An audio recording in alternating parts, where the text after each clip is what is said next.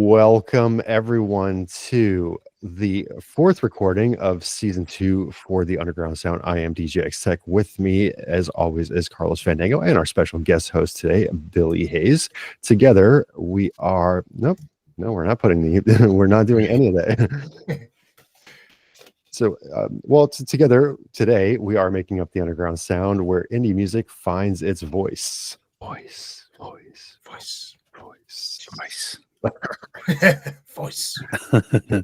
As mentioned here, we are recording episode 4 here. We've just done an interview with Billy Hayes. Please do check that out. That should be out before the show. Hopefully. If it's not, then it will be very, very shortly. So special shout out going out to Gary Ford as of today's date, recording December 6th of 2024. Gary Ford has a new single out. It's World Crashed Down.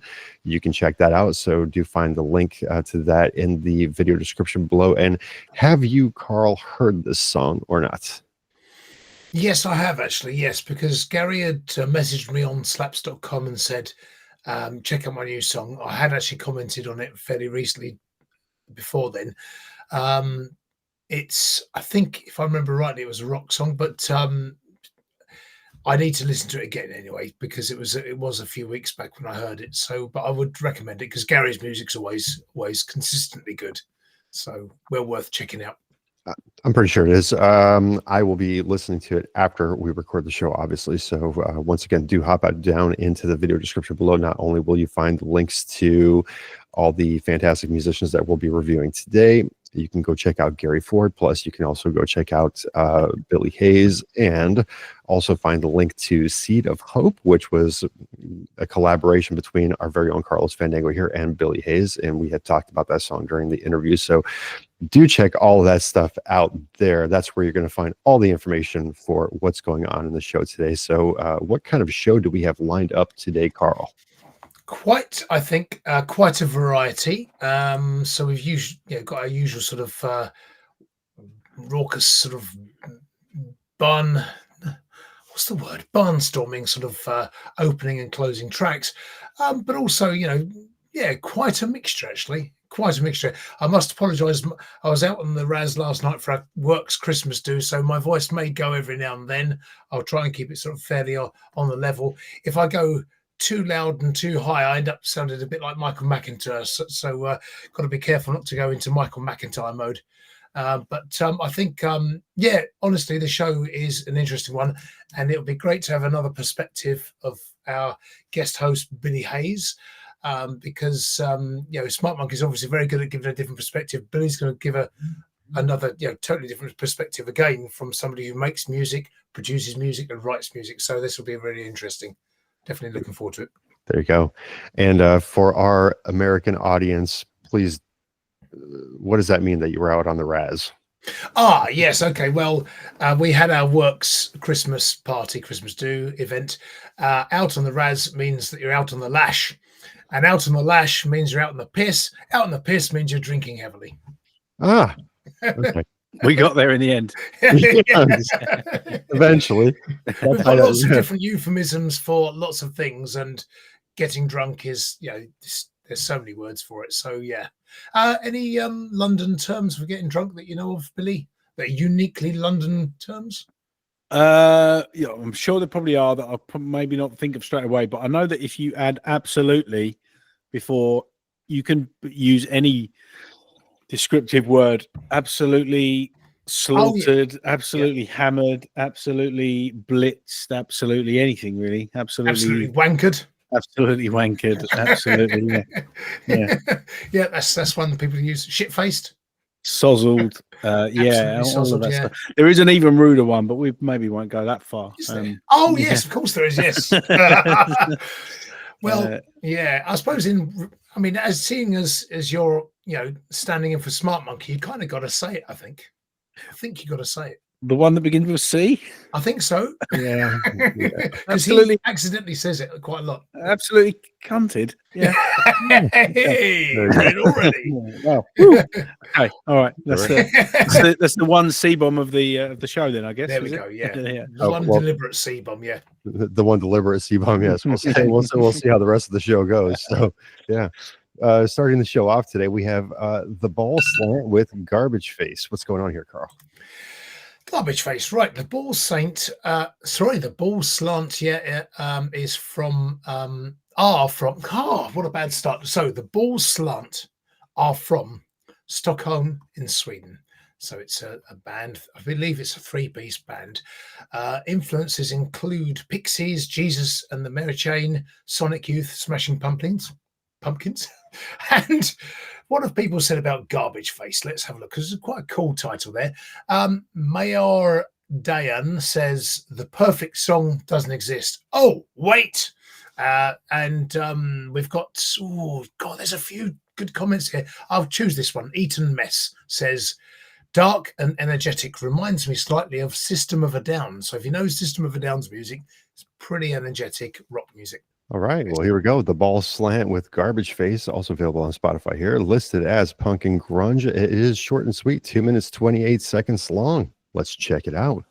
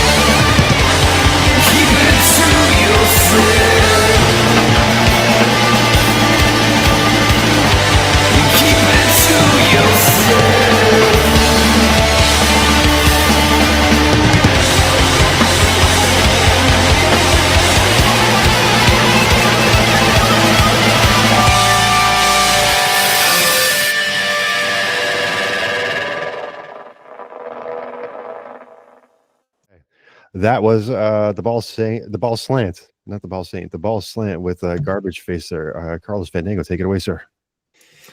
Yeah, this is a good opener to the show, because we normally go for a bit of a rocker, if not something upbeat. And this certainly was a rocker that was upbeat, and it was full of energy, that sort of punky type energy, but it was a rock song, metal song. It was raw. It felt to me like a live recording. I don't want to say the word slightly muddy, but it's like the guitar solo, really good solo, but it was one of the lesser prominent, the less prominent guitar solos that I've heard, because it sort of wasn't right to the foreground. But I quite like that, really. It was just kind of part of the mix. So it didn't sort of like, I don't know, maybe it could have taken center stage a bit more. But I think, this was probably a live recording. I think they'd be a good live act to see. They'd probably, you can imagine them, jumping around the stage. I think they'd be, full of energy, full of beans. So, but yes, System of a Down, there's a bit of that in there.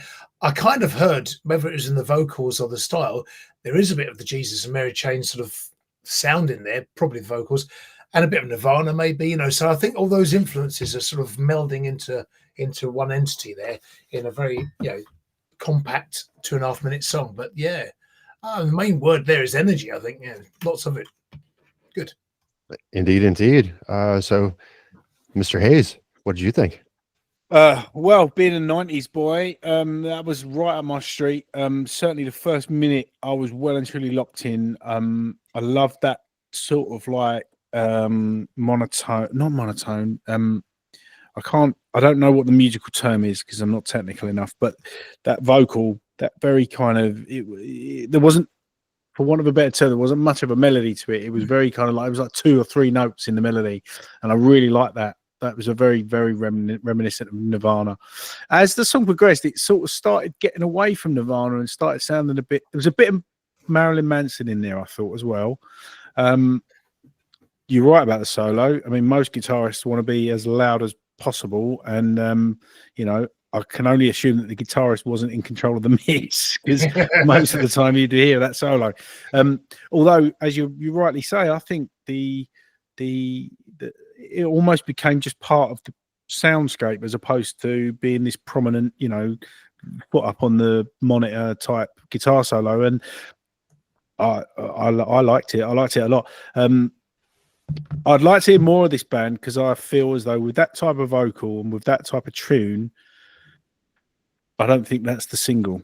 I think there's a proper. I'd like to hear a proper hook.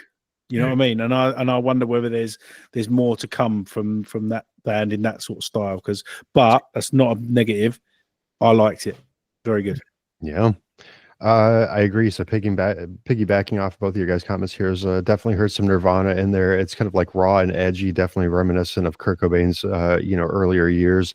And I was thinking to myself when I was listening to this that it sounds like a one-take recording, and it probably is. And I was thinking, like, should we clean the production up? And honestly, I was thinking, like, for the type of song that it is, grungy and kind of heavy as that, then probably, leave it as is for a live performance type song, like a one-take song. But it would be nice to hear in kind of like a mastered version of this, because this definitely kind of like not only does it have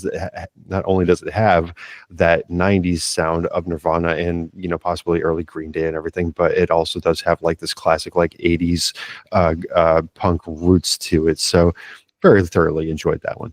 Very thoroughly. Good show opener, Carl. I think that was a really good call, actually, by Billy. It's the fact that there was no hook in there.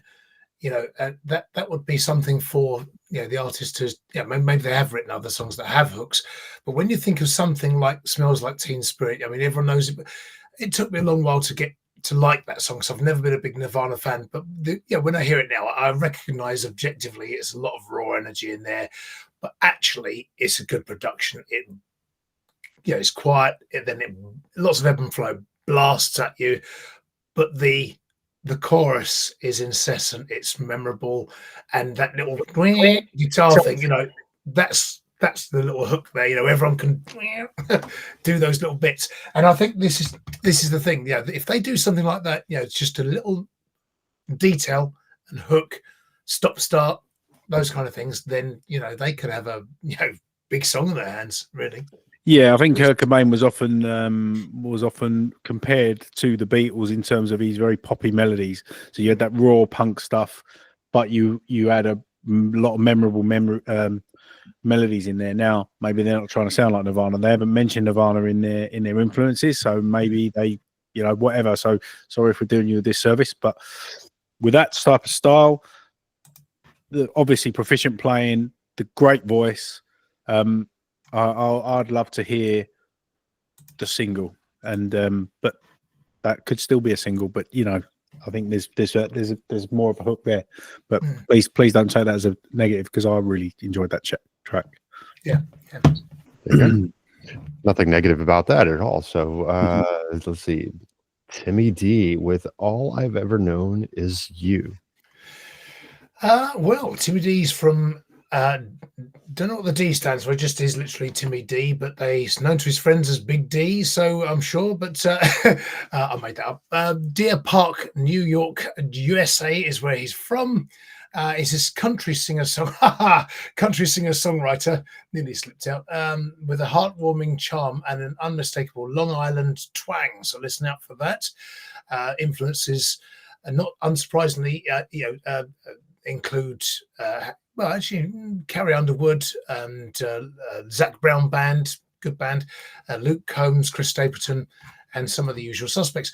But all I've ever known is, let's have a little click on this because it's lost its place here. So who's said what about it? Okay, Revolution Band says, sweet, great song, because this is our sort of usual ballad track, so it's going to calm things down a bit. And Mix D says, bravo, j'aime beaucoup. So love it very much.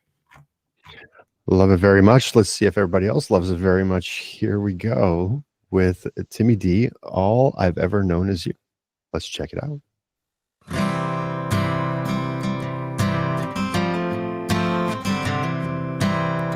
My world has crashed that some July day. A few years went by when you told me you wouldn't stay. Nothing's gonna be the same. How could I move on when the morning birds are calling and you're not in bed? 'Cause all I've ever known is you. All I've ever known is the way the moon lights up your eyes and the way you looked at me the night of our first kiss. The way you held my hand and the way you hugged me tight. I've looked but I couldn't find another love so true. 'Cause all I've ever known is you. It's taken a lot of strength not to send you over a text. I thought it would be enough time. I guess it's hard to accept, but now a year's gone by and my emotions are still running so high. 'Cause all I've ever known is you. All I've ever known is the way the moon lights up your eyes and the way you looked at me the night of our first kiss. The way you held my hand and the way you hugged me tight. I've looked but I couldn't find another love so true.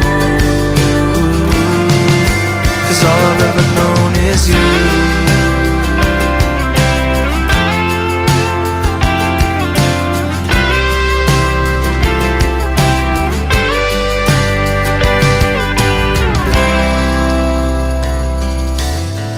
The summer of 21 taught me how to get real drunk.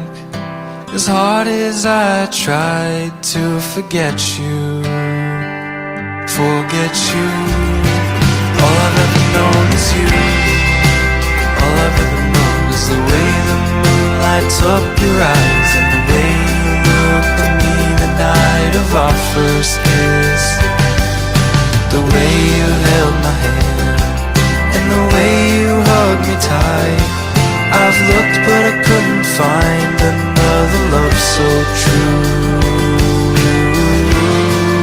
'Cause all I've ever known is you. All I've ever known is you. 'Cause all I've ever known is you.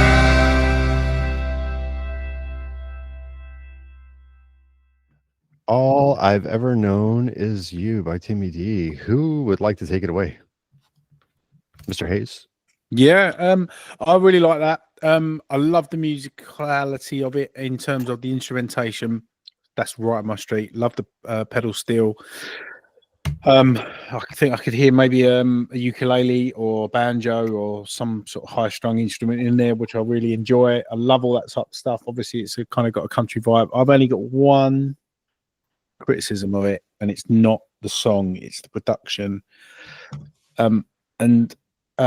Timmy D, please call me whatever you want if I've got this wrong, but I feel as though you have very much overused the auto tune there, and I don't think it needs it. I think I love it. The tone of your voice is great, and I am an absolute proponent for using auto tune. I do use it.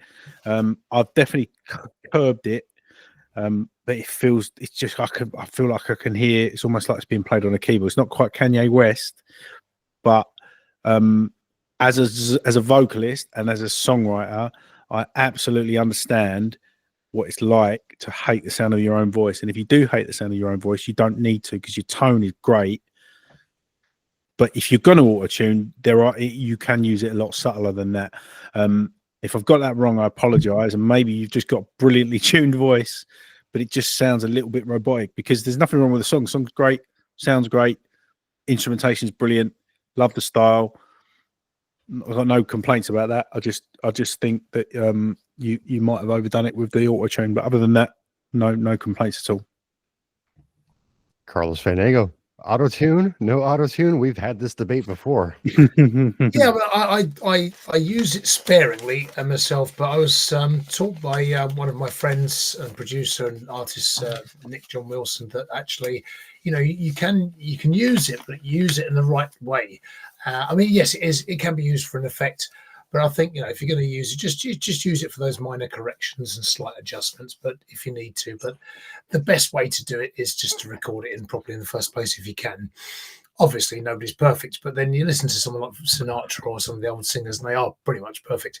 But anyway, first thing I wrote down in concurrence with what Billy said there, I've put, and this should give you, Timmy, if you watch this or when you watch this, I've written down nice recording voice. So yeah, I could hear the auto tunes in there, and I do think, you don't need it. You really don't. It's a sort of relaxed style vocal, I know, and most people aren't necessarily confident with their own voices, me included. So it's you're not alone. But just have confidence in your voice. It's a good voice, and it goes well with the music and the style. It's a sort of country folk Americana style. I think the high instrument that you heard was probably a mandolin. Possibly, yeah, and but it's got a good structure. Here is a mature, confident songwriter, perhaps not so confident in his own vocals, but certainly in your abilities as a songwriter and singer, you should have a great deal of confidence, because this is a sort of Zac Brown band type of song. It's a lovely ballad. It's almost got, there's just before the chorus kicks in, there's a sort of almost Beatle-esque, McCartney-esque chord change, and the song itself, if anybody who knows All Things Must Pass, 1970 George Harrison album, this song could dovetail nicely with a few of those songs on that, and this would fit so nicely. You imagine George Harrison singing this song, and it's then with the pedal steel guitar, it's a George Harrison song then.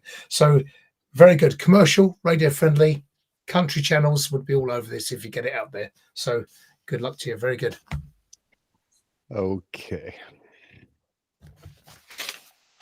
I'm going to be the hated one today, so let's get the good out of the way. Okay. The good is that this is very nice production.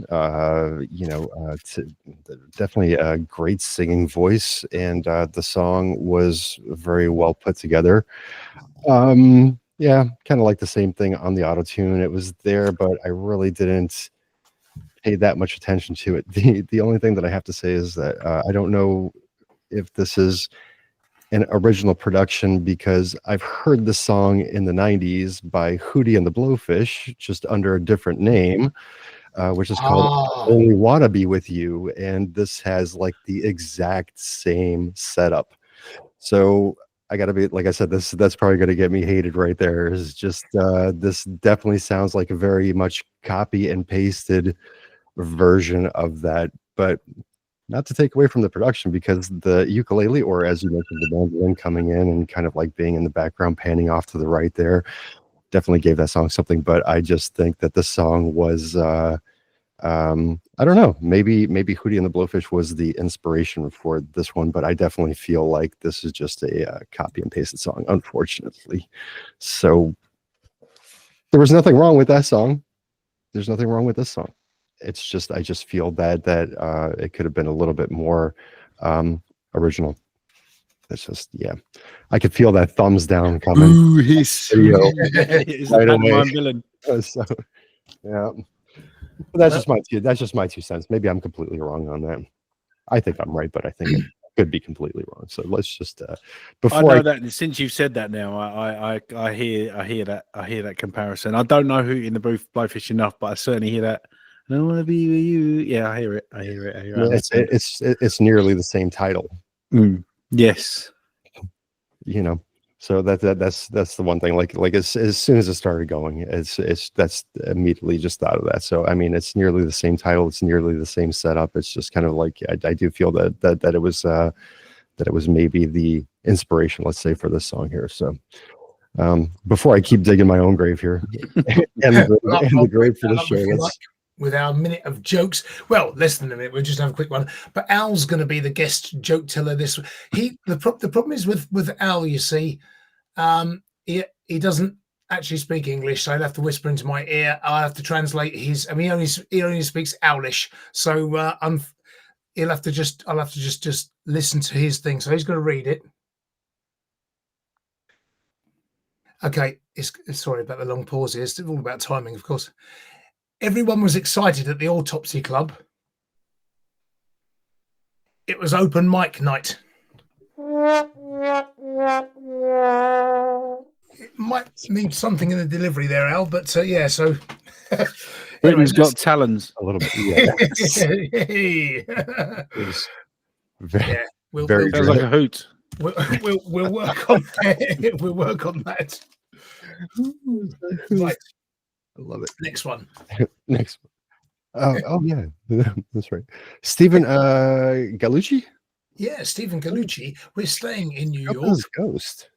Yeah, we're staging in New York, USA, but we're going to Queensbury, so just along the way from there.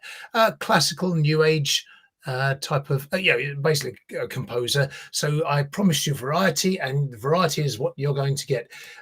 Chopin's Ghost. Rather than reading out the comments, although there might be a couple of good ones in here, I'm just going to read you the backstory to this quickly. He says, when I was about 23 years of age, I had a dream about Chopin. I visited him in his parlor. He was half corpse, purple, black, and rotting flesh, frail, performing something divine on the piano. Sounds that emanated out of the instrument were from the other world of beauty. I was so captured by the mystery and his presence that I wrote this the very next day. How about that? Well, and very descriptive. Yeah. And can I just say, before we well, you know what? You know, when you hear musicians say, or songwriters say that they like when people interpret their songs in a certain way, I don't agree with that. If their song's got a meaning and it means something, I want them to know what it means. I don't want you to interpret it. I want you to listen to every word and hear what I'm saying. I don't know what you guys feel about that, but so that's just a side note. But I'll let you play the song. Yeah. Well, I like the fact that there's a good backstory behind this song here. So. Chopin's Ghost, Stephen Gallucci. Let's check it out.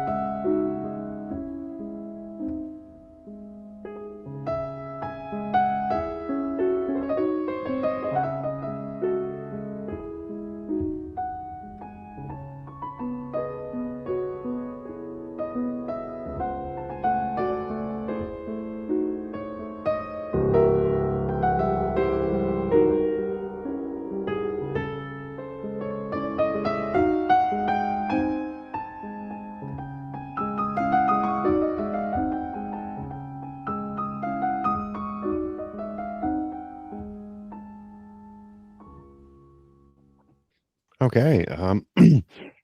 Chopin's Ghost by Stephen Gallucci right there. Also available on Spotify. Good backstory to this one. Carlos Fandango. What do we think?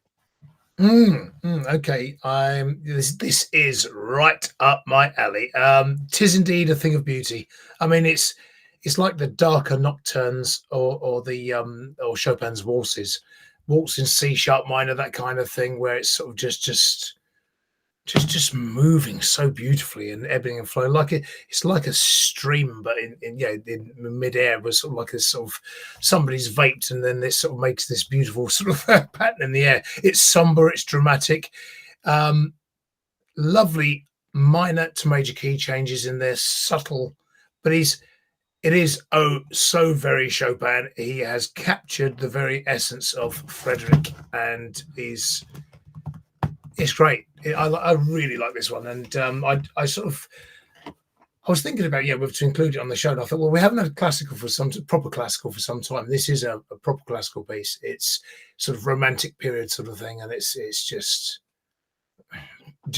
like a really good piece of art, I think. And I've not heard somebody sort of create something that's so like Chopin without being Chopin. This is one of the better ones I've heard for sure. Stephen Gallucci, I hate you. That's just amazing. I hate you because you're such an amazing piano player, and I wish I was, anywhere near as good as you. And I feel like I've just watched in my mind the new Tim Burton's Chopin's Ghost. It's a film. It's a piece of, I could picture Chopin as a zombie, as you depicted him in a Tim Burton film. Johnny Depp, probably, Helena Bonham Carter, the love interest, all the other stuff that goes with it. Dark, twisted, but beautiful. That's just absolutely fantastic. I'm a complete Philistine, total uncultured East London oik. And you've just given me a window into look, film music is where I get my fix from classical type music, like film scores and stuff like that. And I was totally immersed in that. It was absolutely brilliant. Fair play. Brilliant. I agree. Yeah. Kind of like my notes here, where this is like eerie but uplifting. There's something comforting about it, but there's also something kind of like very darkish about it, and definitely something that can only be replicated by Chopin himself. It's if there's only one criticism that I really had, would be a little bit of post production, because I don't know, and I'm not sure on this. Because I think I might have to go back and listen to this one more time, like after we're done with the show, because we're having the roof done here, and so I'm on the third floor, so there's somebody else above me, and then finally we have the roof, right? So the guys are walking around with nail guns, but it almost seemed, because it consistently seemed like it was coming out of the left headphone here, like you could hear the pedal press, boom boom boom boom. It kind of like sounded like there was a little bit of a knocking to it. So I could like picture the mic being placed like on the kind of like, on the right side of the piano if you're facing the keys, because that's it, just because it was coming out of here. But that's really the only criticism that I would give it is I mean, this is a sit down live performance of an absolutely kind of like mesmerizing piece of music. So the only thing that I would recommend, again, if this is going on to a single that's going to be released somewhere, then maybe just do that in a little bit of post. Noise cancellation probably will do it, honestly. I think it gives it character, mate. Whether it's a played in programmed sort of piano or real piano, I don't know. But the classical recordings, you will sometimes get sort of like extraneous noises, particularly if it's like a sort of big recording of an orchestra or something, and that was a separate piece. You will pick those things up on the mics. I don't mind it too much myself. I think even some of the DAWs now, they actually factor in the pedal noise, don't they? A lot of them now they realistic. They put that in there on purpose. So if it's like guitar fret noises and stuff like that, they can be really offensive, or they can be a part of the the charm of it. But I get you. there'll be some people that will be perfectionists and not want any noise, and others that sort of like the sound of the room. So yeah, horses for courses on that note. But yeah, we're all in agreement on the tune.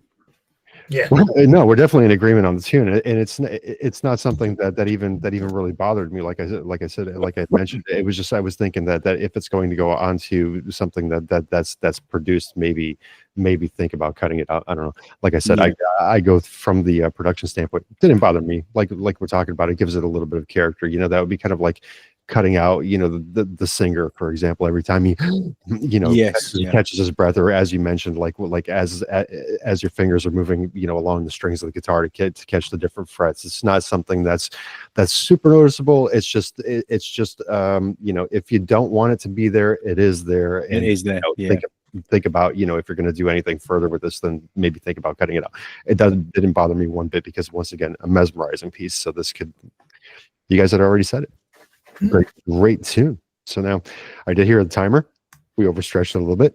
Yep. Quick intro to song number 4 here. Killer.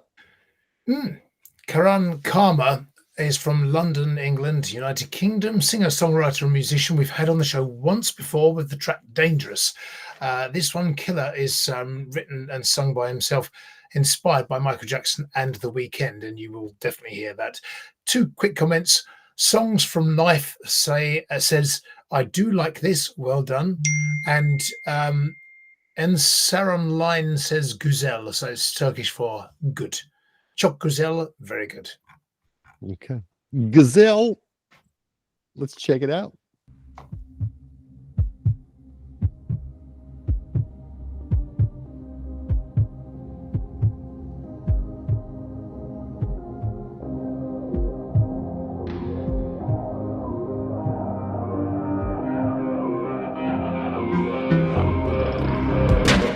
She's a killer,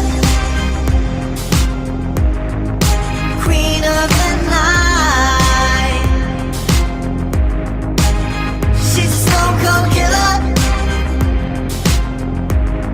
and she'll eat you alive. She's a killer. Watch out for that girl tonight, 'cause something just ain't right. It's in her eyes. She'll seduce you with her lies, moving on to the next guy. It's no surprise. Become a victim of her story, 'cause she's in it for the glory. Let me tell you why.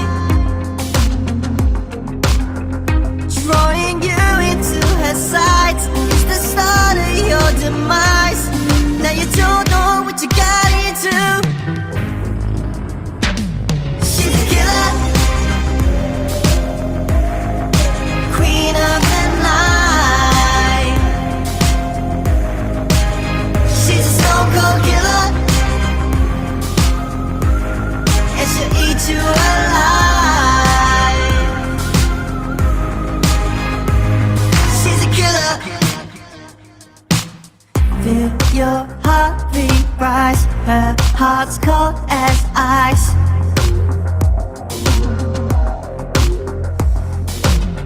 No need to ask me twice.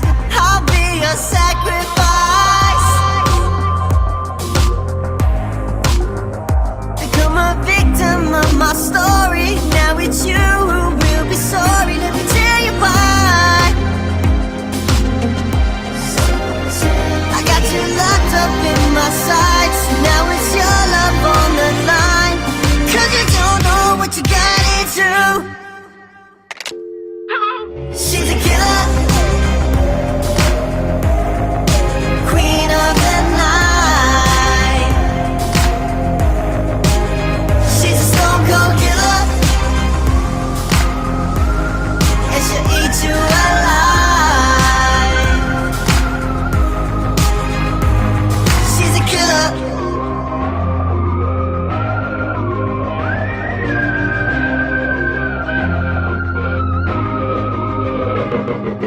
Okay. Bit of an abrupt ending there. That was Karan Karma with their song Killer, also available on Spotify. Billy, what do we think of that one? A decent track.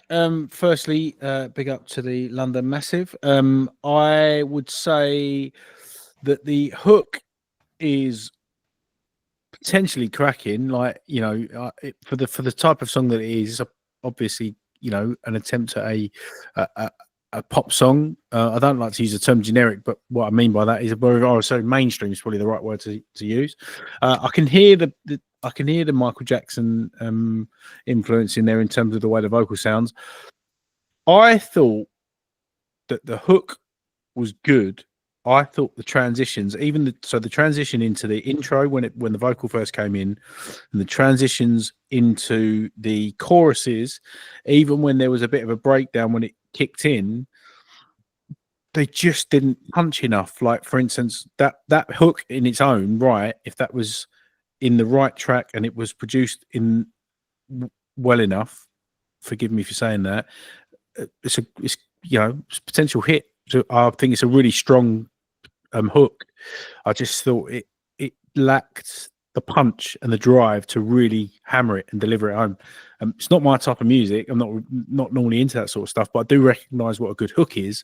It's certainly something that is catchy, singable, but it just needs a bit more oomph, I think. Yeah. Carlos Fandango, oomph or no oomph? A reasonable amount of oomph, I would say. But it's I think it was a really, really well observed comments, a fair comment as well, because the transitions from one to another wasn't clunky, but it wasn't smooth either. So I think that's really that's the bit that I was trying to find. But nevertheless, my comments are that he's got that very distinctively very high vocals, which are then therefore, Michael Jackson-esque by default, and The Weeknd in its style, and not just of the vocals but of the music, because it's a modern pop production with 1980s sensibilities. So it's radio friendly and contemporary, but it could be used in the background of a Stranger Things episode or something like that. So it's that kind of song. It is a strong chorus and hook, quite a hooky chorus. It's got a good groove there goes the voice again. Good groove to it. And of course, this is a sort of song with all those sort of high, sort of thriller-esque type of sounds in the background with the high. I forgot what the instrument was anyway. But basically, it's something that could be played on as a sort of Halloween track on our Halloween special. We could have played that. He also is describing, I think, what sounds like one of Tom's usual regular dates. Yeah. You've had to call the police a couple of times. yes, I have. How unfortunate about that, but let's stick with the song, huh? I'm sorry. So listen, I liked. There's a lot to like about the song. I like the intro, which kind of like made it feel like this synthwave kind of like intro that was going on to it, right? And almost as if it were going to move into a kind of like a Daft Punk kind of direction. Daft Punk had worked with The Weeknd before, so I could definitely see where the inspiration is drawing on here.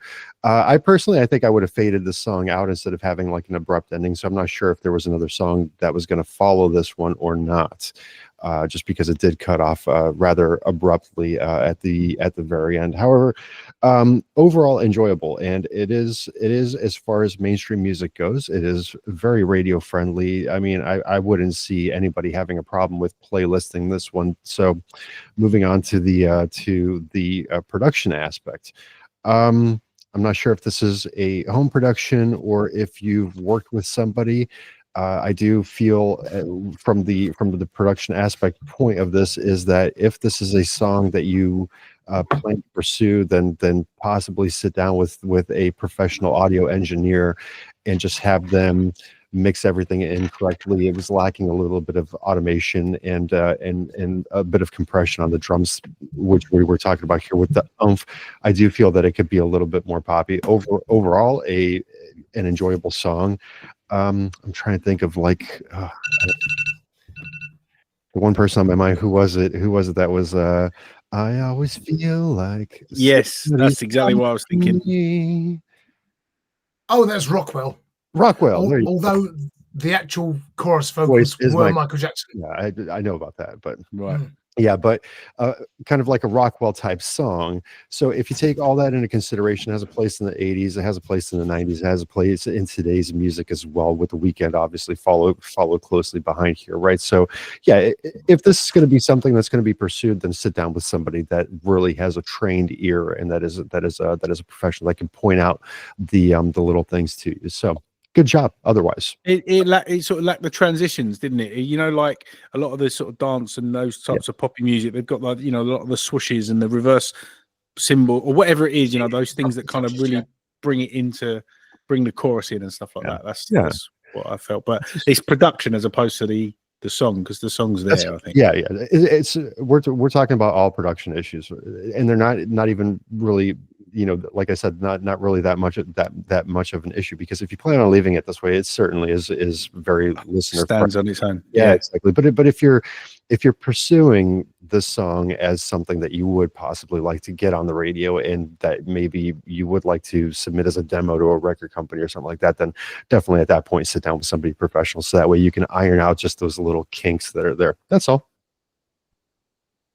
Fair enough. Well, it's time to wrap up the first half, but I've got the quiz question for the audience. So while we take our break and have a little think about things, and you know, see if you know the answer to this one, and you two as well, see if you can guess it. What do the letters P and J, don't say the answer, P and J stand for in singer PJ Harvey's name? There's a question for you. What do the letters P and J stand for in the singer PJ Harvey's name? Not PJ and Duncan. Not PJ and Duncan, no. It might be. And also, Billy, would you choose kindly, please, 1 to 300? 237. 237. And Thomas, could you please let me know 1, 2, 3, or 4? We give you a nice factoid. Let's see. I don't feel as if I've chosen one before, so let's go with 1.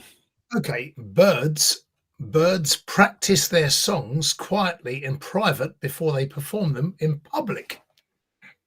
I never knew that. Did you know that, Al? No, Al didn't. Is there such a thing as public for birds? Well, exactly. I don't know. Yeah, to their adoring public. I never knew that. Yeah. I suppose it's sort of. I have heard them sort of quietly, but not sort of like, you know. I just thought they were just sort of quietly, sort of, you know, marking their territory or something. In showers, in showers, in nests all over the world, there's birds practicing before they go out into the world. La, la, la. Yeah. Hey, the acoustics in a nest are very favourable. And we have time, of course, just about. I think, maybe not, but probably got time for just one joke then. Oh yeah. I will get Al to say one more as well. Yeah, in the second half, of course. But I was going to say I've got the body of a porn star. Did you know?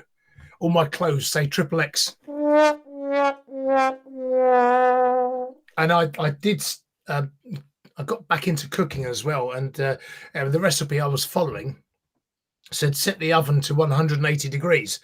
Well, the thing is, now I can't even open the door because it's facing the wall. Oh, you know that one's coming. Yeah, I felt that. Ouch.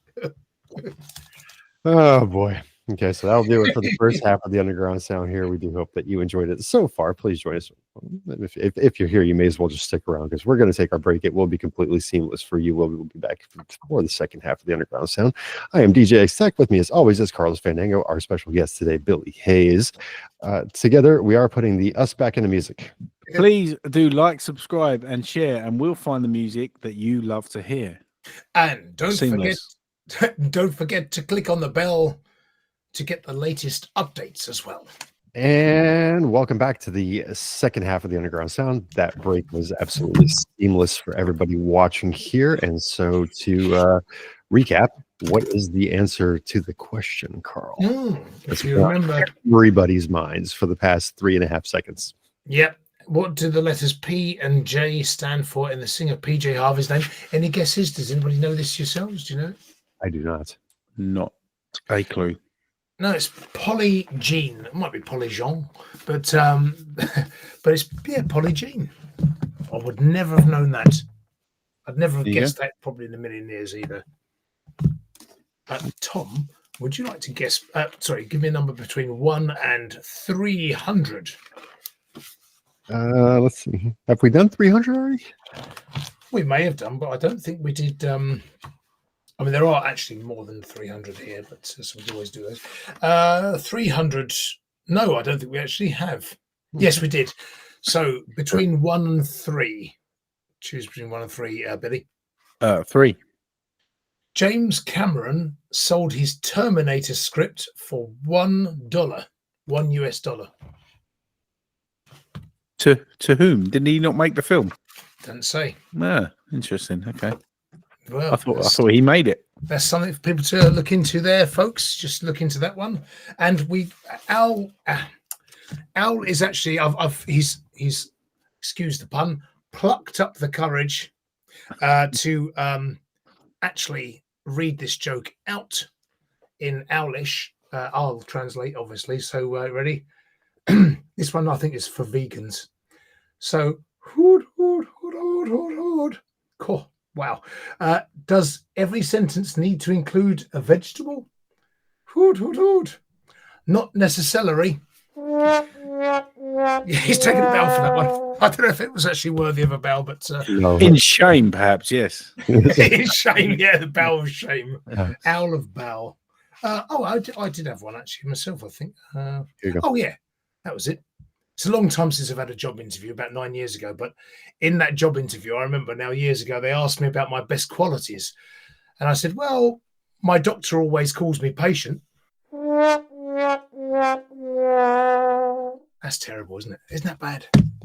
That's a groaner. Horrible. You haven't used one sound effect for me tonight, which is disappointing because I thought I don't have the sound effects anymore. So here's what happened. I do have the answer to the James Cameron thing. Oh, okay. He did sell the rights to Terminator to Gale Ann Hurd for $1, but he did it so that way he could direct the film.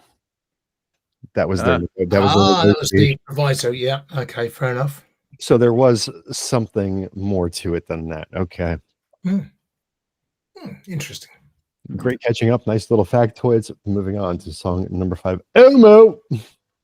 Yes. So OMMO is OMMO from Campina, in music producer from Romania. It sort of does electronic sort of stuff.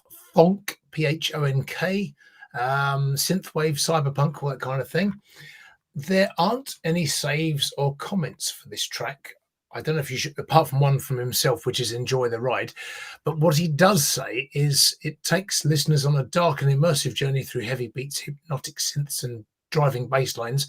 Get ready to dive deep into my sonic universe and let Eraser, the song, erase the boundaries of sound as you know it. Okay. Big words, fight and talk. Here we go with Eraser. Let's check it out.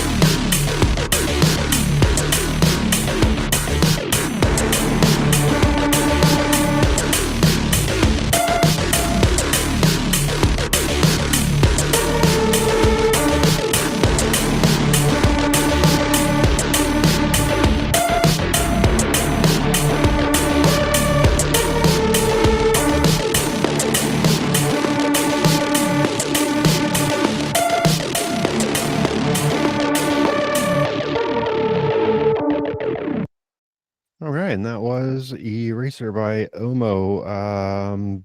Billy, take it away. Another abrupt ending.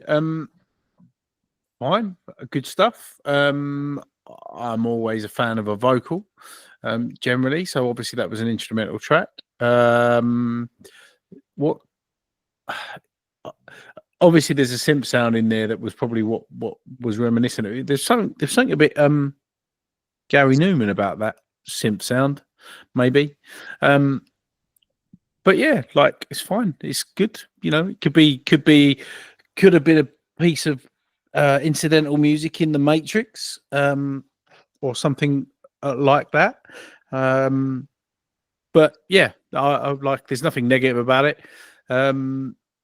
It just was what it was. Yeah, it was cool. Mhm. I haven't really got much for that one, I'm afraid. It just, you know, it's instrumental. It's synthy. It's not normally my type of thing, but I can appreciate it. I did actually, thinking about it, I did like the drop, and I like the kind of the riff, if that's the right terminology for this type of music. But yeah, so nothing wrong with it. But it just was what it was. There you go. It was what it was. It what it was? Carlos Fandango? I think it was what it was. Yeah, I would agree with that. Everything is what it is, isn't it? It is what it is. Yeah, It was. that's true. It was and it is. Yes. As with these electronica sort of synthwave type tracks or whatever they might be, you know, I'm always after the synth and electronica special that we did some time ago. You know, where pretty much only one song out of the 10 or 12 that we had passed with Smart Monkey and Tom's approval, DJ XX's approval. There was I'm always apprehensive and uncertain about including electronic type tracks. We have got an electronic and synth special coming up in a few episodes time, and maybe a second one as well, where my second attempt at trying to meet the correct standards will be judged pretty harshly, but there was something about this one that sort of just caught my ear. I'm surprised that the electronica type of people haven't really latched onto it and sort of maybe saved it a bit more, because it's the sort of track that does get saved, because it did have a bit of ebb and flow, and the hexagon of beat drops, it did drop. That proves it. So basically, bit of ebb and flow. It's a late night driving song. It's a bit cinematic, so yes, it could be used as incidental music. Definitely good call again. It's definitely got a Gary Newman type of sound in that synth, so which was then very futuristic, and it was amazing. But maybe it's good as its current length. Maybe that's why we're saying it is what it is. Maybe it could be developed into 3 minutes, 4 minutes, and it would probably hold your attention if it was, if there was more going on. I don't know, something about that one. I like it. But the big test is going to come when Tom opens his mouth and delivers his verdict. Well, I mean, so it's been said, it is what it is. So short, sweet, and to the point. So I don't. This could be a song that's part of a larger mix overall, which might be the case with the abrupt ending. Like I said, many of these songs that do have like a chop off point, that do have an abrupt ending, usually are tending to lead in from, like, let's say track 5 to track 6, right? So I feel like this might be the case with this one. However, this is definitely cyberpunk. This would lend itself nicely to a variety of movies: John Wick, The Matrix. There's a Smart Monkey, and I have talked about it before. I don't know, Billy, if you're into video games or not, but back in the 90s, they had this video game called Wipeout XL. And I know the game. Yeah, it's a futuristic racing game. This song would fit nicely in there. So there's a lot of commercial viability for this song, whether we're talking about movies, soundtracks, video games. There's a lot going on here, and so it's pretty cleverly produced. It kind of like almost sounds like it's one loop, kind of like going through. And usually when I produce loops, I do it on Fruity Loops, because Fruity Loops tends to have this kind of like high resonation rates, where if you create it and you put a little bit of reverb on it, it'll pretty much just go throughout the entire song. And it kind of felt like maybe that's something that was going on with this one here. So I enjoyed it from that aspect, because there's nothing wrong with the production. You really can't say much about the production because it's very limited, right? There's bass, there's drums, there's a couple of melodies, and then there's a little bit of effects added to it. So, if there were vocals behind it, there would be a little bit more of a test to where the production stands. But being with what it is, it's an instrumental that is cinematic. It works well.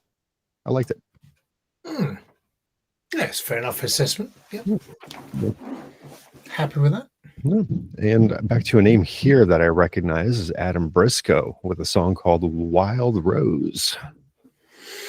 Yeah, which actually we've had him on the show a couple of times already. A good artist. And, we've had favorable reviews, from us at least, and he's from Vancouver, British Columbia, Canada, another Canadian. Oh, that reminds me, last week I owe Bob Berthasell a shout out and an apology, because I said I think he was Canadian, but he was actually from Lynchburg, Vancouver, I think. So, no, not Vancouver, VA. Virginia. Yeah, so you later on called him a USAN. Did I say that? Yes. I thought it got edited out anyway, but okay, that's no, good. that didn't get edited out though. Oh, USAN. Okay, yes, of course. Oh, that's all right. He's a USAN, wasn't he? Yeah. Okay. So, otherwise known as American, yes.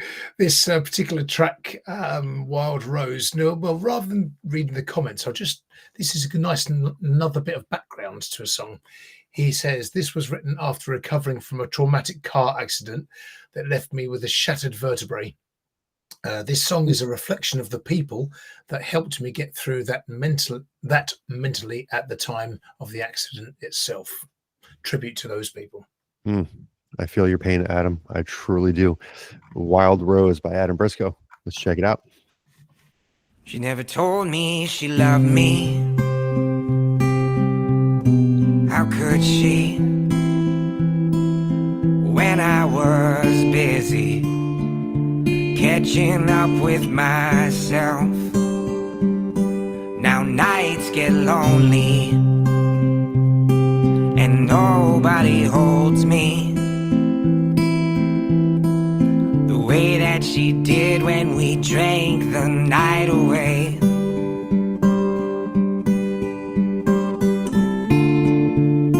I'll love you till that bottle runs dry.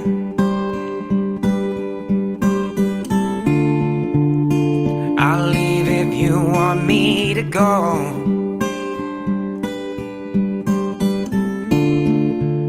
Just remember you've always been my wild rose.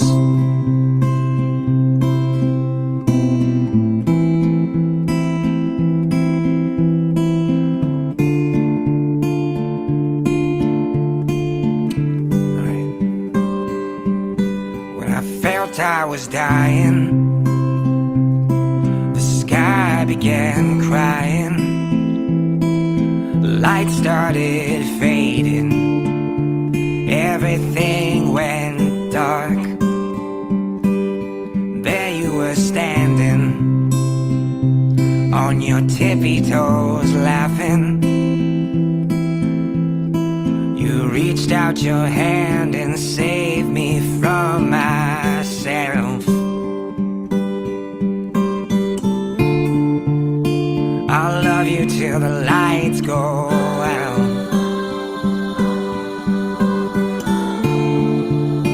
I'll love you wherever you go. Just remember you'll always be my wild rose.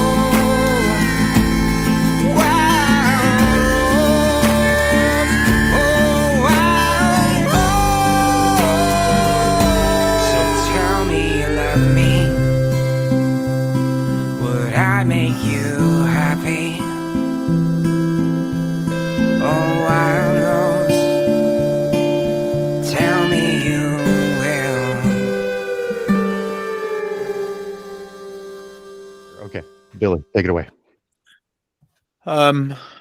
Reminiscent of Damien Rice, I think. It's quite, certainly for the vocal perspective and the general production.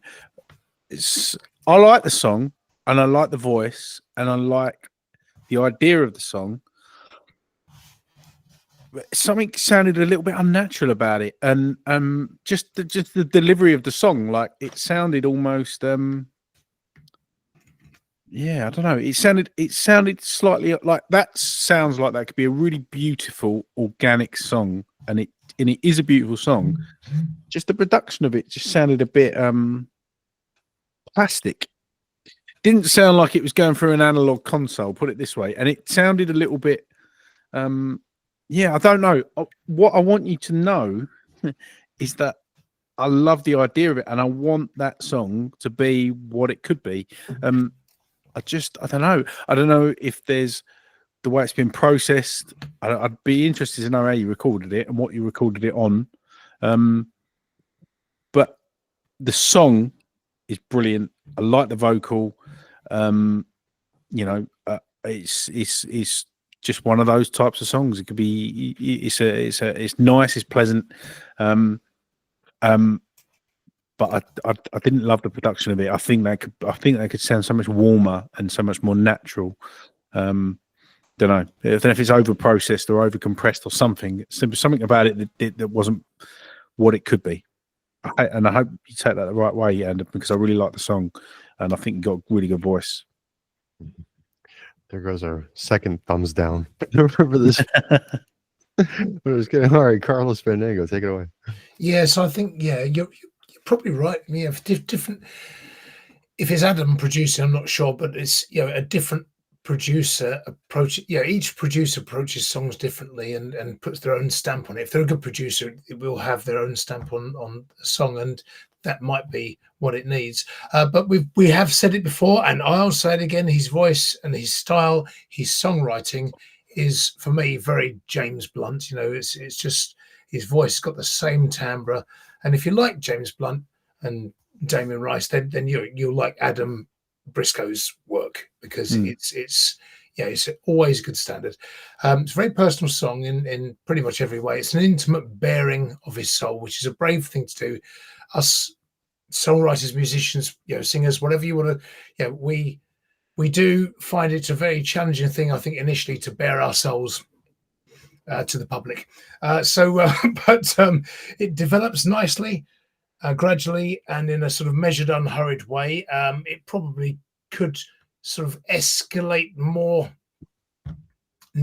obviously, perhaps, because it's sort of just sort of it's the final quarter or third of the song that then sort of the final refrain suddenly sort of bursts into a bit more life. So I think perhaps a slightly different approach on the production, but I like the song. It's nice. There will be people who like that, that's for sure. Yeah. I mean, this I enjoyed it. I'm with both of you guys here, especially you, Billy, where I feel that this could have been produced a little bit better. Oddly enough, and probably because we were talking about it during the interview, reminded me the first three quarters, especially because the fourth quarter of the song was this build up and this kind of like crash, So, but oddly enough, it reminded me a bit of Bob Dylan. But the entire way through, I kind of got this John Mayer kind of vibe to it.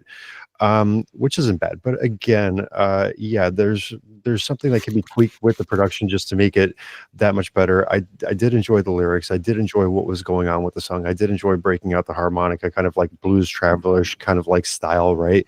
And it worked, and it's a nice song, but just a little bit of fine tuning, I think, is so.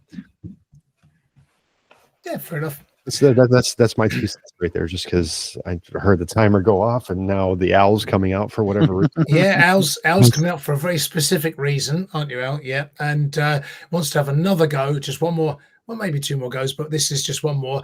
This is a really oddly sort of, it's not meant to be a sort of sick joke, is it at all, Al? It's just that we had chosen this one, and it just happens to be about, well, you'll hear it, and it just sort of dovetails after that song. Owl Tales. Owl Tales, yeah. Here we go. Hoot, hoot, hoot, hoot, hoot, hoot. I can't even hoot now. Does anyone want my old copies of Chiropractor Monthly? Hoot, hoot, hoot, hoot. I've got loads of back issues. How about that? So that was for Adam. That one goes out to Adam, who's obviously got himself all sorted out now and getting along nicely. So there we go. Billy, this is constant. Every show. I'm sorry. I'm glad that I'm just a guest. An hour and a half, 90 minutes is about the limit, I think. Yeah. I think it was either the last show or the show before last. I don't know. I swear Carl smoked some crack before coming on because he was hyper. And he brings this whole chest just full of Carrot Top shit, and it was just like one drop after another. Okay, so. But I think we have to move on for that one because from what you told me, we have an album coming up from yeah. Hold on. An album. Yeah. Oh, there it is. There's an album. Oh, by the way, he's got a bit of a no entry there because it says no entry, but sometimes the rules are there to be broken. An album, yes, very album. Good. Yes. But yeah, long song. Certainly a long song by Axiom Storm. I'll just click on that now. So Axiom Storm, what do we know about them? So they're from the United States, so they are USAans, and I think it's sort of rock. Influences include Judas Priest, Black Sabbath, Motorhead, Metallica, Pink Floyd, Whitesnake, and Red Hot Chili Peppers, and a whole host of other influences. This song has had a few saves, about 4 saves, quite a few comments. There's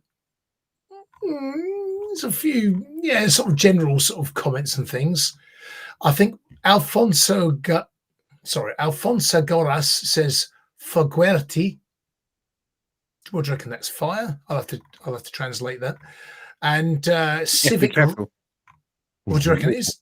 I was going to say, be careful because you never know. It could be anything. Oh, that's true.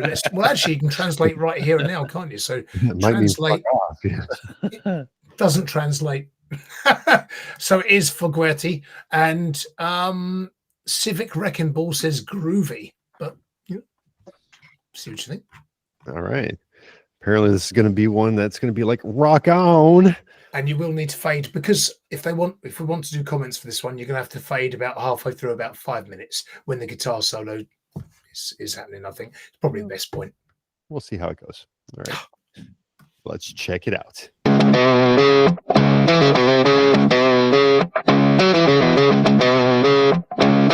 Walking on this empty road, it's late. Searching for the light and it's my fate.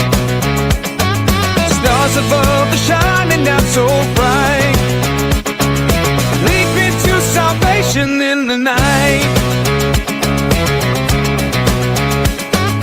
Feet outside but I won't complain.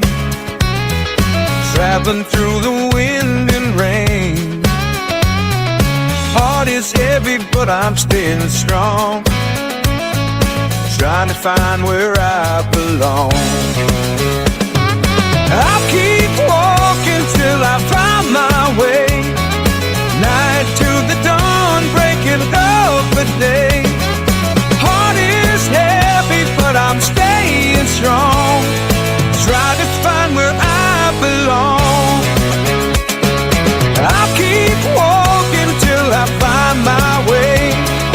Night to the dawn, breaking up the day. It's empty road, ain't so lonely now. Step to salvation, I make a vow. Shadows long, but I'll face the test. Nothing but my dreams to manifest.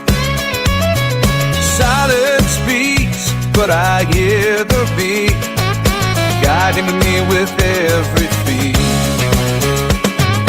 Miles to go and I won't look back. Straight ahead, there's no heart attack. Across the distance, no more delay. Seeking out a brand new day.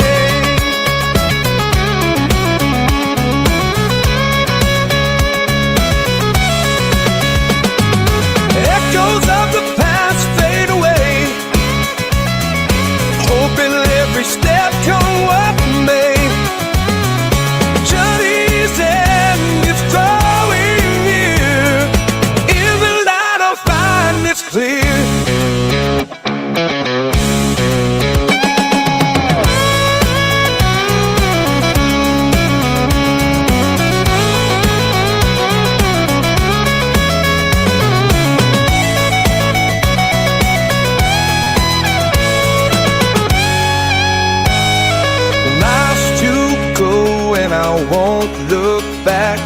Straight ahead, there's no heart attack. Cross the distance, no more delay.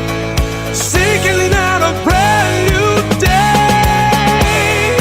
Echoes of the past fade away. Hoping every step come what may. Journey's end is drawing near. In the light I'll find it's clear.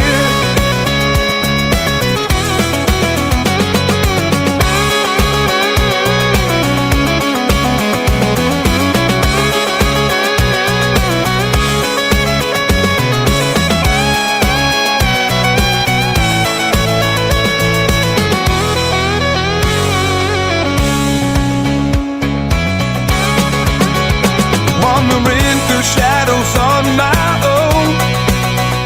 Every step feels heavy like a stone, but I keep on moving, never slow. Finding my salvation at the end of the road. City lights were fading in the night. Guiding me with just a hint of light. I won't give up now, I won't let go. Finding my salvation at the end of the road. I'll keep walking till I find my way. Not to the dawn, breaking of the day. This empty road ain't so lonely now. Steps of salvation, I make a vow.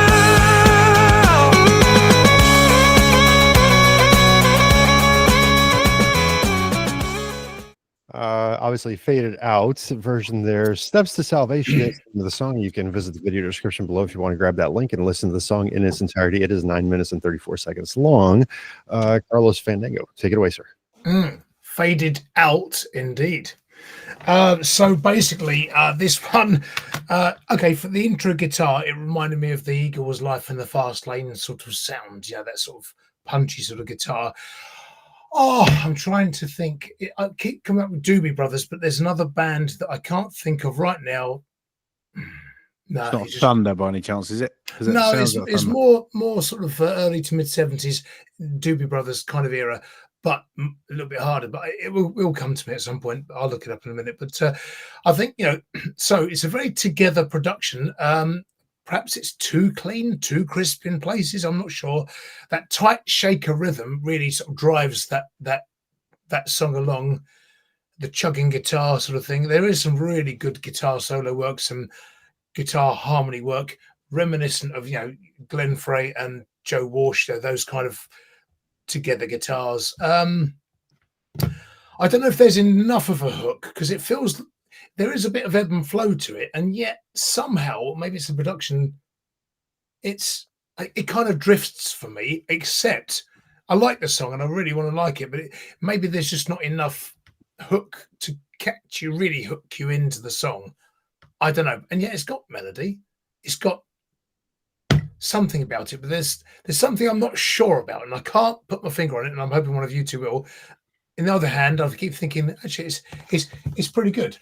As length of songs goes, this is one of the longer ones we've had. So as the rock, what is this? The rock ruler of length. So as rock songs go, you've got the I don't know if that's going to show up really. So we're going right up here, a bit further. Oh my goodness me, that can't be 10 minutes already. Or maybe it is. Winter, Smart Monkey, Carlos Summertime. This song is up there, 9.5 minutes, 9.5 inches in terms of that thing. And then, of course, you've got Big Billy there. So that's, in terms of length, that's where it is, 9.5. It's a big length, that song. It's up there with Lynyrd Skynyrd.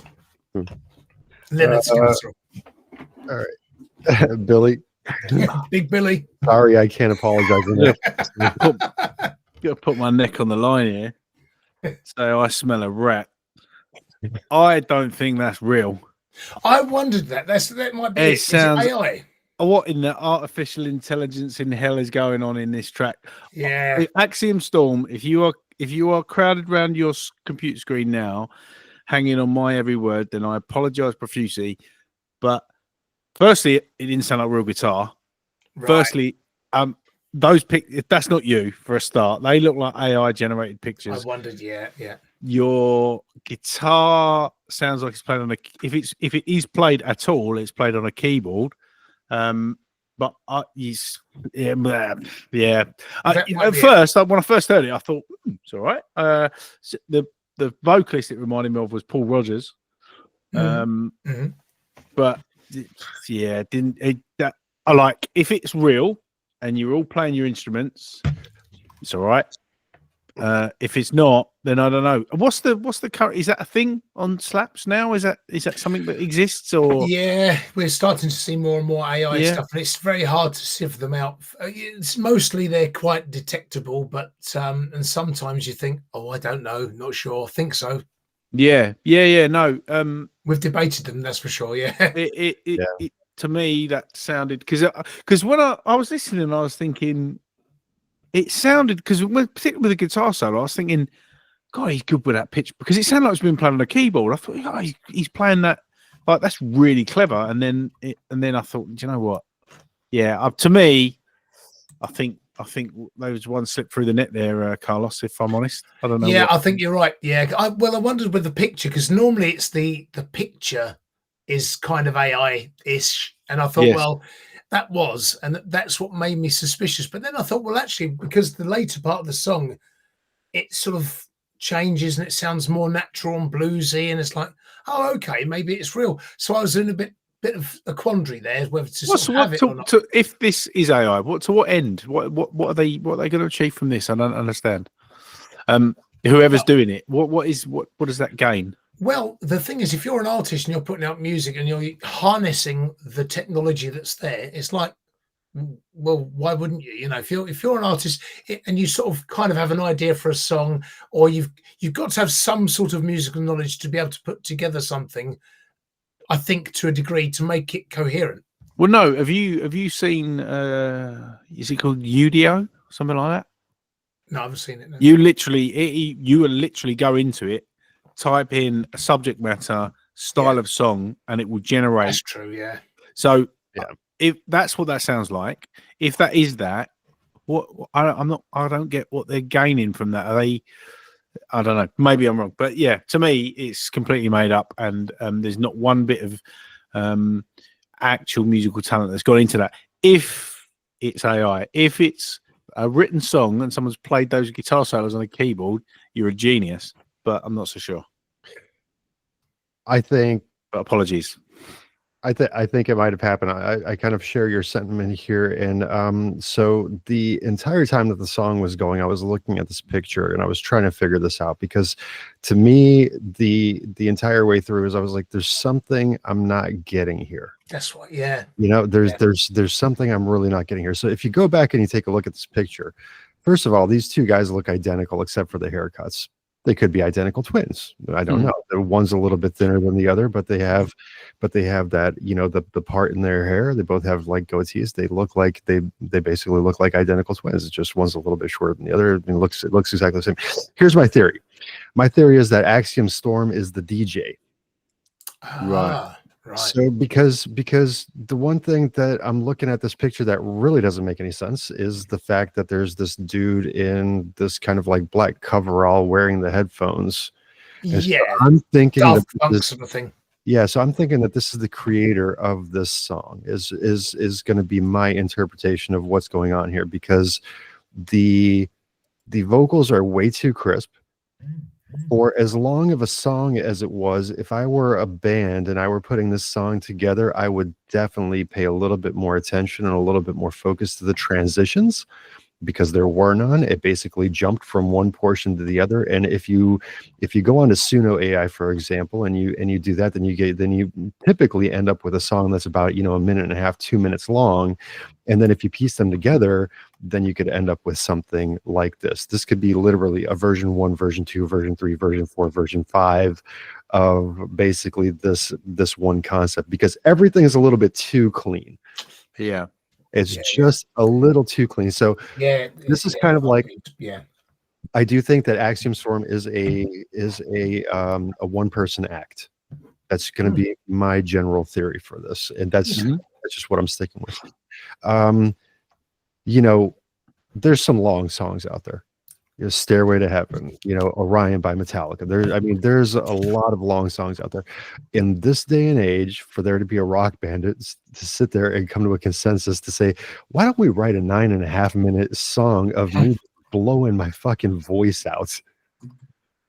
Just, it doesn't seem to make any sense commercially either.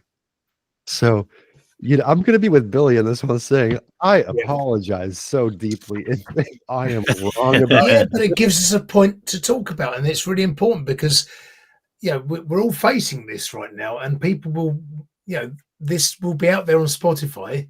People might not know that it's AI or it's, you know, so this is an interesting point of discussion for our audience, for our artists, and in the audience as well, because, you know, we're sort of competing with it. Yeah. And maybe, you know, you can do better than this if you're an actual musician, you know, create something, you know, with heart and soul. With the thing with the integration of AI now is that I, as from a production point of view myself, I'm in this weird transition where I've only in the last sort of 3-4 years really started getting into trying to make my stuff to what you would consider to be a broadcastable standard, and I started taking great pleasure in watching a lot of YouTube tutorials on production values and all of that sort of stuff. But unfortunately now we're in a world where now you literally can press a button and say I want it to kind of have the same sort of sound as this. You know, with like Ozone now you can drag in a reference track and it will essentially make your master similar to that, all that sort of stuff. So, and it's weird because I'm sort of, yes, it's really easy to just press a button and go, whoop, and get it somewhere near where you need it to be. And of course, it takes away that sort of like, you know, that skill. We're in this kind of strange transition now. I think there'll be a backlash, but I think we've got to go through this first. We've got to go through this AI stuff. We've got to go through all of this. Press a button, generate something, you know, write a song, write lyrics by going into ChatGPT, all of that stuff. We're going to go through that all. It's like vinyl's made a resurgence now, hasn't it? You know, and people do appreciate the values of vinyl. Even when you're using a DAW now, most of the plugins now are all trying to emulate analog gear. You know, we've gone from trying to clean everything up to now going back to putting loads of noise on stuff.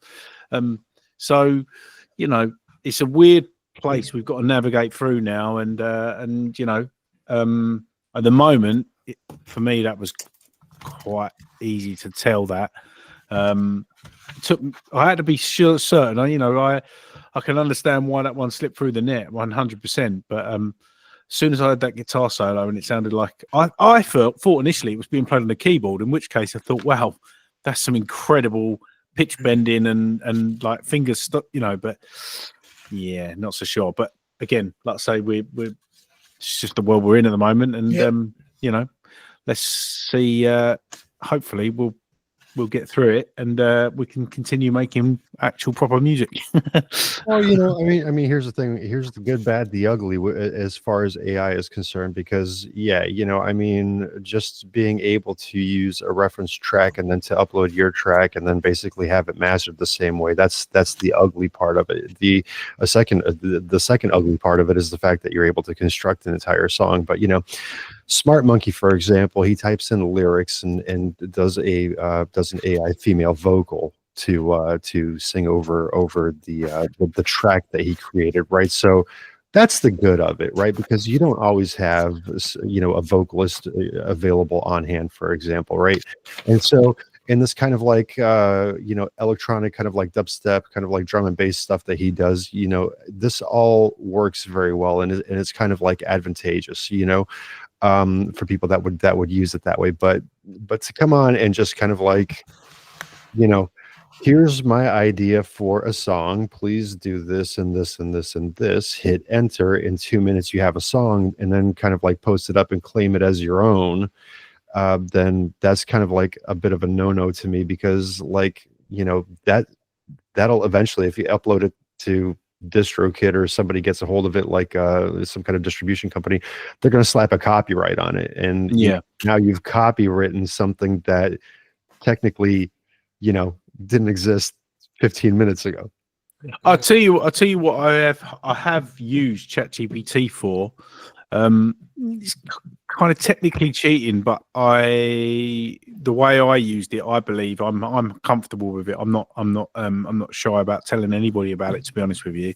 I was struggling for lyrics I've always struggled with, but I went into ChatGPT and I said I'd like to write a song in the style of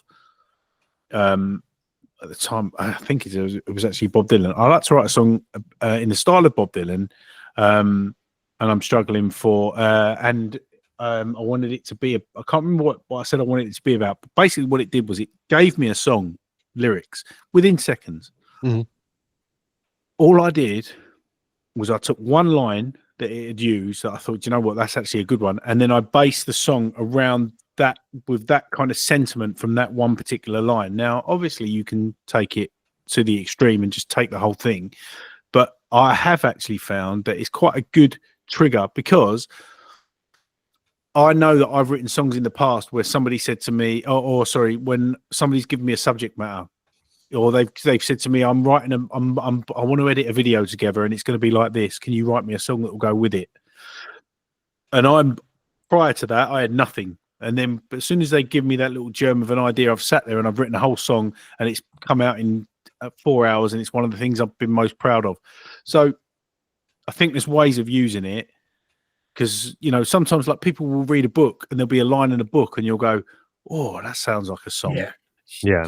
That's, if you use it for that, as long as you don't overuse it, I think it's a good thing. I think there's some creativity you can get from it, but it is very easy, as you say, to just press enter, 2 seconds, got it, move on, and then it just takes away the romance of it and the beauty of it and all that sort of stuff. So, well, I mean, you know, here's one of the things with ChatGPT as well, is, I mean, I am in no way, shape, or form like I can put together a music video, no problem. You know what I mean? It's I'll have the footage, I'll have the idea, and I can put it together. But I mean, as far as like creating a thumbnail or something like that, I am so graphically challenged that it's not even funny. So ChatGPT, this is kind of like what I did with the underground sound, the recent ones that we've been using, is kind of like give it the idea that the name of the show is the underground sound. Here's what I want this to look like. Boom, and you have an image generated for you. You know, so those ones that I've been using, you know, for thumbnails. You know, I have the idea in my head, but then obviously it comes out a lot different with ChatGPT. But I totally get your point of it. You know, you find an inspiring line, you use it, you know, but yeah, you're absolutely right. It's just 100%. If you just do the entire thing, that does take all the creativity out of the music. So what would be the point of even making the music? Making it in the first place? Yeah. I mean, we you know, we don't use maps anymore. We use sat navs. We don't use abacuses anymore. We use calculators. You know, this is all just kind of evolution. The problem where that crossover with art is that suddenly it's soulless. It's very soulless. Exactly that. Yeah, that's right. Yeah, agreed. Yeah. Yeah, nice try, Axiom Storm. But if I'm wrong, I apologize profusely. Oh, me too. Oh, yeah. Because, dude, if that is in fact, you know, a band, your name, you were just absolutely fantastic and great job with the production and everything. Yeah, really, yeah. And whoever's playing that guitar solo on the keyboard is brilliant. AI. Right. Before we do our final wrap up and we sort of choose our favorites, it's going to be a difficult one tonight in some respects, but for me it's not, but it's I've chosen a page already, but 301, so let's go for 1, 2, 3 or 4. Let's just go for 4. And this is a fact: the smell of your farts is as unique as your fingerprints. Fingerprints don't make you gag though, do they? But yeah, the smell of your farts is apparently as unique as your fingerprints. It depends on how far you put the finger down. Yeah, I didn't know that. I thought they just, you know. Well, I'm not a connoisseur, so I wouldn't know. Well, on my own, I am, but then that's unique to me. But the yeah, I don't know what the reference point is for that, but that's okay, fine. Yeah, I don't know. It's just yeah, I'm not sure how they tested it or anything, but So you have to, if you're going to do a crime, you make sure you wear airtight pants. I think so. Yeah, don't fight while you're there. Yeah. Burgling their house or something. So Al had one more attempt at a joke. Going to bow now, just to get it, just in case it doesn't deserve a bow at the end. Okay, ready to read it? Okay. Hoot, hoot, hoot, hoot, hoot. I hate how funerals are always held at 9 a.m., he says.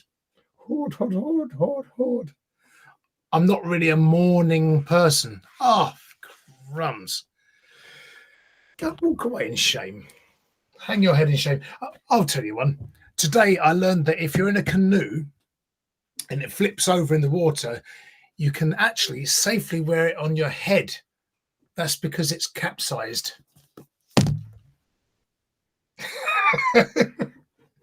But Goodness. The only thing I'm lacking in here is a symbol and a. yeah, you need one. Yeah, you do need that. Yeah, in your collection. If you're coming on the show, you need one. Oh boy, yeah. There we go. Capsized. So, have a little think about it. Do you know what your top one is? Because I can tell you straight away. I was torn between two, but Timmy D. I like the melody in that song. It's a nice song. I would have gone for that one, except there's something about Stephen Gallucci's Chopin's Ghost, the story, the way that he's captured the Chopin vibe. That's got my number one slot. A classical piece this week that's got my number one slot. I would have gone with the Bawl Slant, Garbage Face, just because I really like the opening energy of the track. I like the style. Mm-hmm. But yeah, I've got to agree with Carlos. It's Stephen Gallucci for me. The most emotive shock horror. I wouldn't necessarily have thought I would have picked that.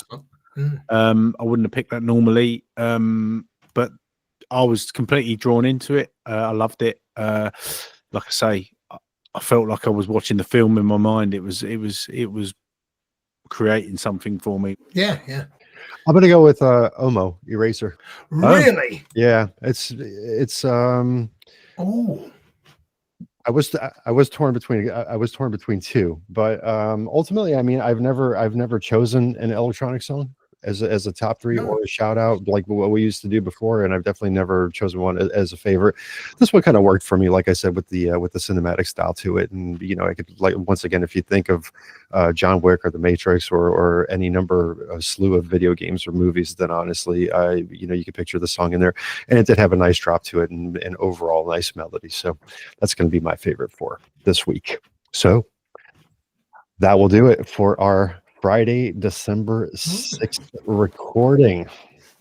We are over budget on the show. I'll tell you that much. Let's see how much. We might have to go to 145 or something like that, or whatever. Maybe, but it was all worth it, because I know that the last discussion here took up a good amount of time. But for right now, I would like to thank our very special guest host Billy Hayes for showing up, not just to co-host the show, but for the interview that we did earlier. So please do check that one out. And Billy, what'd you think of this host setup here?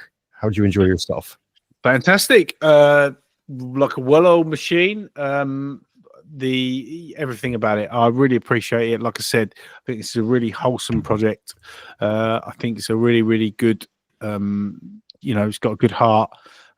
It's honest, and it's doing everything for the right reasons. And I really appreciate it. And I think you guys deserve all the props in the world. And I hope it continues to grow and keeps people interested and loving the show.